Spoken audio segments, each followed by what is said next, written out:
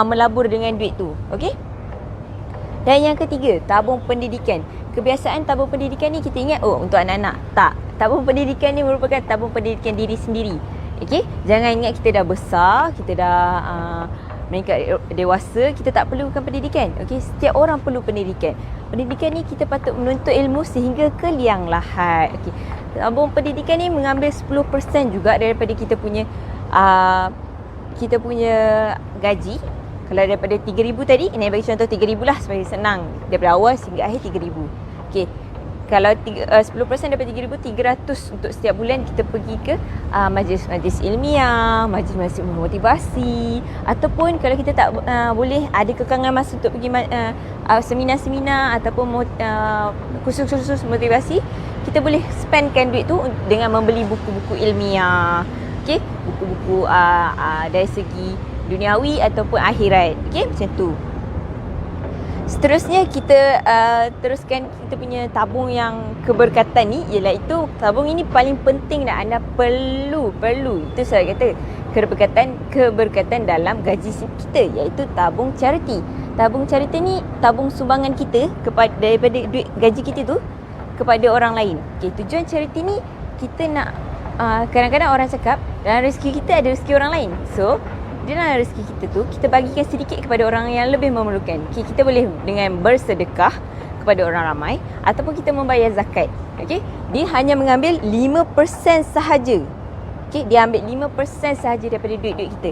Okay, kalau kita tak tahu kalau kita dah bayar dah banyak bayar zakat, kalau kita nak bagi charity tu, kita boleh bagi ke saudara mara kita yang memerlukan. Okay, keberkatan akan dapat apabila kita memberi. Lebih banyak kita memberi, lebih banyak kita akan mendapat ganjarannya, sama ada di dunia ataupun di akhirat. Okey, yang seterusnya yang kelima, iaitu tabung LTSS ataupun Long Term Spend Saving. Okey, tabung ni dia lebih kurang sama, dia tak sama tau dengan FFA. FFA untuk simpanan masa hadapan, simpanan untuk dia menjana kita punya pendapatan pasif. Tapi LTSS ni merupakan satu tabung yang kita gunakan untuk kita kumpul. Contoh kalau kita ada azam kan, okay, saya nak beli rumah 3 tahun lagi. Okay, so kita gunakan duit LTSS ni untuk kumpul duit deposit kita.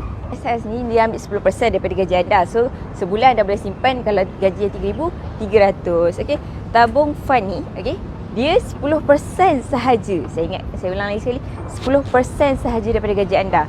Okey, tabung fund ni ialah satu tabung yang kita gunakan untuk, kalau orang mudah panggil untuk huha-huha lah, tapi kita dalam bahasa yang mudah faham, tabung fund ni adalah tabung untuk kita reward diri kita. Okey, dalam sebulan tu apa achievement yang kita dah capai. Kalau kita letak sebulan tu achievement kita 5, berapa yang kita dah capai? Okay, kita rewardkan diri kita sebab dah achievekan semua achievement tu. Okay, itu namanya tabung fund. Ataupun kita nak keluar dengan keluarga, kita nak makan makanan mewah. Okay, kita gunakan tabung-tabung fund ini. Okay, kalau boleh tolong disiplinkan diri untuk asingkan tabung fund ni.